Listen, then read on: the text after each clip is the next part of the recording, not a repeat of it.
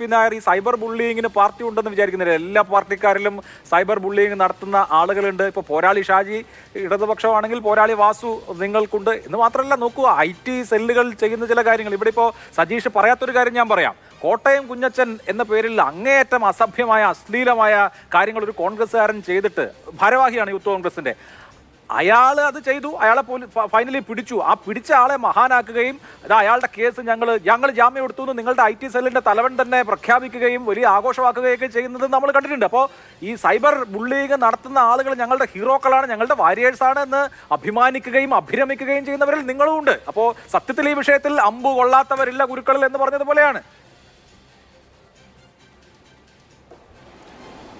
അഭിലാഷ്, സജീഷ് എനിക്ക് തോന്നുന്നു ഒരു മുൻവിധിയോട് കൂടിയാണ് ഈ ചർച്ചയിൽ ഞാൻ പറഞ്ഞപ്പോൾ കേട്ടത് തോന്നുന്നു. ഞാൻ ആദ്യം തന്നെ പറഞ്ഞത് എല്ലാ പാർട്ടിയിലുണ്ട്, കോൺഗ്രസിലെ ആൾക്കാരിൽ ഉൾപ്പെടെ കോൺഗ്രസിൻ്റെ തീരുമാനങ്ങളെ വിമർശിച്ചുകൊണ്ട്, നേതാക്കന്മാരെ വിമർശിച്ചുകൊണ്ട് ഇടപെടുന്നവരുണ്ട് എന്ന് തന്നെയാണ് ഞാൻ പറഞ്ഞത്. സജീഷ് എങ്ങനെയാണ് ഞാനത് പറഞ്ഞില്ല അല്ലെങ്കിൽ കോൺഗ്രസ്സിൽ അമ്പ് കൊണ്ടില്ല എന്നൊക്കെ തീരുമാനിക്കാൻ കാര്യം, ഞാനത് അത് പറഞ്ഞുകൊണ്ട് തന്നെയാണ് ഞാൻ പറഞ്ഞത്. പക്ഷെ പ്രശ്നം ഇവരെ സംരക്ഷിക്കുന്നതാണ്. ഇപ്പോൾ കോട്ടയം കുഞ്ഞച്ചൻ്റെ കാര്യത്തിൽ എനിക്ക് അറിയില്ല, ഞാനത് ഉണ്ടെങ്കിൽ ഞാൻ അത് അങ്ങനെ ഉണ്ടായിട്ടുണ്ടെങ്കിൽ അത് തെറ്റുമാണ്, അതിനകത്ത് ഞാൻ ആരും പിന്തുണയ്ക്കുന്ന പ്രശ്നമൊന്നുമില്ല. പക്ഷെ ഇവിടെ പ്രശ്നം എന്താ നോക്കൂ, ഈ പാർട്ടി ഇപ്പം നമ്മളിപ്പോൾ സാധാരണയായിട്ട് ഉപയോഗിക്കുന്ന, പരസ്യമായിട്ട് ഉപയോഗിക്കുന്ന ഒരു സംഭവമാണ് ക്യാപ്സ്യൂള്. ഈ ക്യാപ്സ്യൂൾ എന്നുള്ള വാക്ക് വന്നത് എങ്ങനെയാണ്? EP ജയരാജൻ ഒരു യോഗത്തിൽ വെച്ച് CPM-ന്റെ ആൾക്കാരോട് നിങ്ങൾ പറയേണ്ട, ക്ഷമിക്കണം MP ജയരാജൻ ഇദ്ദേഹത്തിന്റെ തന്നെയാണ്, ഇപ്പൊ കഥാപാത്രമായിരിക്കുന്ന ആൾ തന്നെയാണ്. ഒരു യോഗത്തിൽ വെച്ച് ഈ ക്യാപ്സ്യൂൾ ഞങ്ങൾ അങ്ങോട്ട് തരും, അത് നിങ്ങൾ അങ്ങോട്ട് കൊടുത്തോണം എന്ന് പറഞ്ഞുകൊണ്ട് ഓർഗനൈസ്ഡ് ആയിട്ട് ഒരു ക്യാമ്പയിനെ സംബന്ധിച്ചിട്ടുള്ള ആദ്യത്തെ ക്യാപ്സ്യൂളിന്റെ ഇൻവെൻഷൻ നടത്തിയ ആളല്ലേ ഇന്ന് പത്രസമ്മേളനം നടത്തി ഇത് പറയുന്നത്. പിന്നെ ഇവര് ഈ സംരക്ഷിക്കുന്നത്, ഞാൻ ചോദിക്കട്ടെ, ഇപ്പൊ എന്തായാലും ശ്രീ സജീഷ് VD സതീഷിന്റെ കാര്യം പറഞ്ഞു. ഞാൻ അതിനകത്ത് 1 മിനിറ്റ് പറയണം, കാരണം പറഞ്ഞു പോകുമ്പോൾ എനിക്ക് പറയാതെ കഴിയാൻ കഴിയില്ല. ഒന്ന്, ആ വിഷയം ഉണ്ടായപ്പോൾ ശ്രീ VD സതീശൻ പറവൂർ SP-ക്ക്, ആലുവ SP-ക്ക് പരാതി കൊടുത്തിരുന്നു. എന്തായി സജീഷ് അതിൻ്റെ അന്വേഷണം? CPM-ന്റെ ഗവൺമെന്റ് അല്ലേ, പിണറായി വിജയന്റെ ഗവൺമെന്റ് അല്ലേ, എന്തുകൊണ്ട് അത് അന്വേഷിച്ചില്ല? ഇനി രണ്ടാമത്, ഇതിനകത്ത് പറഞ്ഞ ഒരു സംഭവത്തിലുള്ള ആള്, അയാൾ പോയിട്ട് പറവൂർ പോലീസ് സ്റ്റേഷനിൽ പരാതി കൊടുത്തിരുന്നു. എന്തേ ആ പരാതി ഇത് ചെയ്ത് കണ്ടിട്ടില്ല? എന്തുകൊണ്ടാണ് നിങ്ങൾക്ക് അത് അന്വേഷിക്കാൻ കഴിയാഞ്ഞത്? ഇനി ഞാൻ നോക്കൂ അഭിലാഷേ, അത് തന്നെ ഒരു ക്യാമ്പയിൻ ആയിരുന്നു. അതൊരു ക്യാമ്പയിൻ LDF-ന്റെ CPM-ന്റെ ക്യാമ്പയിൻ ആയിരുന്നുള്ളതിന് ഏറ്റവും വലിയൊരു നമുക്ക് പെട്ടെന്ന് മനസ്സിലാക്കാൻ കഴിയുന്ന ഒരു തെളിവ് ഞാൻ പറയാം. ആ സ്ക്രീൻഷോട്ട് VD സതീശൻ ഇട്ടു എന്ന് പറയുന്ന ആ കമന്റ്, അല്ലെങ്കിൽ ആരോപിക്കപ്പെടുന്ന കമന്റ്, കഴിഞ്ഞ 4 മിനിറ്റ് കഴിഞ്ഞിട്ട് വരുന്നൊരു സ്ക്രീൻഷോട്ടായിട്ടാണ് വരുന്നത്. VD സതീശനെ പോലെ അന്നത്തെ ഒരു MLA ലക്ഷക്കണക്കിന് ആൾക്കാർ ഫോളോ ചെയ്യുന്നൊരു പേജിൽ അങ്ങനെ ഒരു കമന്റ് ഇട്ടിട്ടുണ്ടെങ്കിൽ 4 മിനിറ്റ് കഴിഞ്ഞിട്ടുണ്ടെങ്കിൽ നിങ്ങളൊന്ന് ആലോചിച്ച് നോക്കൂ, എത്ര സ്ക്രീൻഷോട്ടുകൾ എടുത്ത് പുറത്തേക്ക് ഇറങ്ങും? അഭിലാഷ് ഒന്ന് ആലോചിച്ച് നോക്കുക. ഞാൻ സജീഷിന്റെ അഭിപ്രായം ചോദിക്കുന്നില്ല, പക്ഷെ അഭിലാഷ് ഒന്ന് ആലോചിച്ച് നോക്കുക. ഇന്നേ വരെ അതിനകത്ത് ഒരൊറ്റ സ്ക്രീൻഷോട്ട് അല്ലാതെ പല സ്ക്രീൻഷോട്ടുകൾ കണ്ടിട്ടുണ്ടോ? ഓരോ ഫോണിന്റെ സെറ്റിംഗ് അനുസരിച്ച് പല രീതിയിലുള്ള ഇമേജ് ഉണ്ടാവണം. ഈ നിമിഷം വരെ ഒരൊറ്റ സ്ക്രീൻഷോട്ട് ഇമേജ് മാത്രമേ പുറത്തേക്ക് വന്നിട്ടുള്ളൂ. അത് തന്നെ അതിന്റെ ഏറ്റവും വലിയ സ്മിയർ ക്യാമ്പയിൻ ആയിരുന്നുള്ളതിന്റെ തെളിവല്ലേ? എന്തെങ്കിലും അന്വേഷണം നടത്തി അതിന്റെ കുറ്റക്കാരെ കണ്ടുപിടിക്കാൻ കഴിഞ്ഞോ? ഈ വടകര തെരഞ്ഞെടുപ്പിൽ കാഫിർ പ്രയോഗം നടത്തി. ആ കാഫിർ പ്രയോഗം നടത്തിയ ഒരു സ്ക്രീൻഷോട്ട് പുറത്തു വന്നു.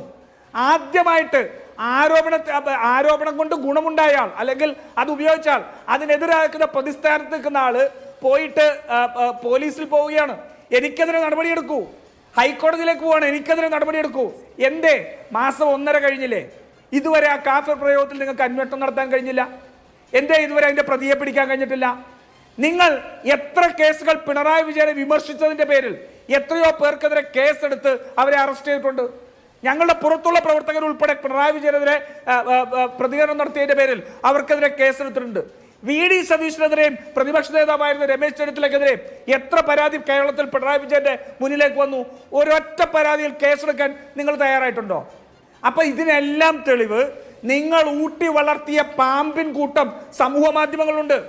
സജീഷ് ഒന്ന് മനസ്സിലാക്കിക്കോ, പാമ്പിനെ നിങ്ങൾ വളർത്തിയാൽ അത് പുറത്തുള്ളവരെ അല്ല, നിങ്ങളെയും കടിക്കും. ആ നിങ്ങളെയും കടിക്കുന്ന സമയമാണ് ഇപ്പൊ എത്തിയിരിക്കുന്നത്. ആ സമയം എത്തിയതിന്റെ കാരണം നിങ്ങൾക്കുള്ള പ്രശ്നം ഇപ്പൊ സ്വയം വിമർശനത്തിന്റെയും അല്ലെങ്കിൽ തെരഞ്ഞെടുപ്പിന്റെ പുനരവലോകനത്തിന്റെ പ്രശ്നമൊന്നുമല്ല. അധികാര കേന്ദ്രത്തിനെതിരെ സമൂഹ മാധ്യമങ്ങളിൽ വിമർശനങ്ങൾ ഉയർന്നു. അധികാര കേന്ദ്രത്തിനെതിരെ വിമർശനം ചെയ്യുമ്പോൾ ഓർഗനൈസ്ഡ് ആയിട്ട് പോരാളി ഷാജിയെ പോലെ ലക്ഷക്കണക്കിന് ഫോളോവേഴ്സ് ഉള്ളവർ ഒരു വിമർശനം ഉന്നയിക്കുമ്പോൾ അവരെ ഡിസ്ക്രെഡിറ്റ് ചെയ്ത് ഇല്ലാതെയാക്കണം. അത് ഇവരുടെ സ്ഥിരം തന്ത്രമാണ്, ഉന്മൂലന സിദ്ധാന്തമാണ്. അങ്ങനെ പറയുന്നവരെ വിശ്വാസ്യത കളഞ്ഞ് ഇല്ലാതെയാക്കണം. എന്താ ഇത്ര നാളായിട്ട്, എത്രയോ വർഷങ്ങളായി പോരാളി ഷാജിയുടെ ഐഡന്റിറ്റി നിങ്ങൾക്ക് അറിയേണ്ടിയിരുന്നല്ല? നിങ്ങൾ പോരാളി ഷാജികളുടെ പോസ്റ്റുകൾ മുഴുവൻ നിങ്ങളുടെ നേതാക്കന്മാർ ഷെയർ ചെയ്തുകൊണ്ടിരുന്നപ്പോൾ നിങ്ങൾക്ക് ഇവരുടെ അഡ്മിൻ്റെ ഐഡന്റിറ്റി അറിയണ്ടായിരുന്നല്ലോ. എന്താ വർഷങ്ങൾ കഴിഞ്ഞ് ഇന്ന് നിങ്ങളുടെ നേതൃത്വത്തിനെതിരെ ഒരു പോസ്റ്റ് വന്നപ്പോൾ മാത്രം ഇതാരാണ് ഇതിന്റെ അഡ്മിൻ എന്നുള്ള അന്വേഷണമുള്ള യാത്ര എന്താ? ആ യാത്രയുടെ എല്ലാം കാര്യം ഒറ്റ കാര്യമുള്ള അഭിലാഷേ, ഞാൻ പറഞ്ഞില്ലേ, ഓൺലൈനും ഓഫ്ലൈനായിട്ട് ഇവർക്ക് ഒറ്റ കാര്യമുള്ളൂ. പിണറായി എന്ന് പറയുന്ന ഏകാധിപതിയെ, ആ ഭരണത്തെ ചോദ്യം ചെയ്യാൻ ഒരാളും മുതിരരുത്. ഞാൻ പറഞ്ഞല്ലോ, കഴിഞ്ഞ ദിവസം ബഷീർ വള്ളിക്കുന്ന് എന്ന് പറയുന്ന ഒരു ഇടതുപക്ഷ സഹയാത്രികൻ ഒരു പോസ്റ്റ് ഇട്ടു. ഈ അധികാര കേന്ദ്രത്തിനെതിരെ ഈ തെരഞ്ഞെടുപ്പിന്റെ ഫലത്തിന്റെ പശ്ചാത്തലത്തിൽ ഒന്ന് പോയി നോക്ക്. ആ പോസ്റ്റിന്റെ കീഴിൽ നടക്കുന്ന CPM അനുകൂലികൾ ഉൾപ്പെടെ പറയുന്ന കാര്യങ്ങളൊന്ന് പോയി നോക്ക്.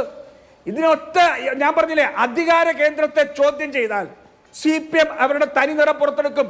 അത് നേതാക്കന്മാരെ മുന്നിൽ നിർത്തിക്കൊണ്ട് അവരുടെ വിശ്വാസം നശിപ്പിക്കാൻ വേണ്ടി ഉള്ള ശ്രമം നടത്തും. അതിനപ്പുറം മറ്റൊന്നുമില്ല. നിങ്ങൾ VD സതീശനെതിരെ വ്യാജ ആരോപണം ഉന്നയിക്കുന്നവരാണ്. നിങ്ങൾ രമേശ് ചെന്നിത്തലയ്ക്ക് ഉന്നയിച്ചിട്ടുണ്ട്, നിങ്ങൾ പലർക്കെതിരെ ഉന്നയിച്ചിട്ടുണ്ട്. പിന്നെ ഒരു കാര്യം കൂടി പറയാം, നിങ്ങൾ പറഞ്ഞ ചില സംഭവങ്ങളുണ്ട്. ആ സംഭവങ്ങൾക്കൊന്നും പാർട്ടി പിന്തുണ കൊടുത്തിട്ടില്ല, ഒരാളെയും അനുകൂലിച്ചുകൊണ്ട് പാർട്ടി എടുത്തിട്ടില്ല. അവിടെ പ്രവർത്തകർ എന്തെങ്കിലും കാണിക്കുന്നുണ്ടെങ്കിൽ അതിനെതിരെ നടപടി ഉണ്ടാകുന്നുണ്ടെങ്കിൽ ഞങ്ങൾ എപ്പോഴും പറഞ്ഞിട്ടുള്ള എന്താ, അതിനകത്ത് തെറ്റുണ്ടെങ്കിൽ പോലീസ് നടപടിയെടുക്കട്ടെ. പോലീസ് നടപടിയെടുക്കുന്നതിൽ ഞങ്ങൾക്ക് യാതൊരു വിരോധവും ഇല്ല.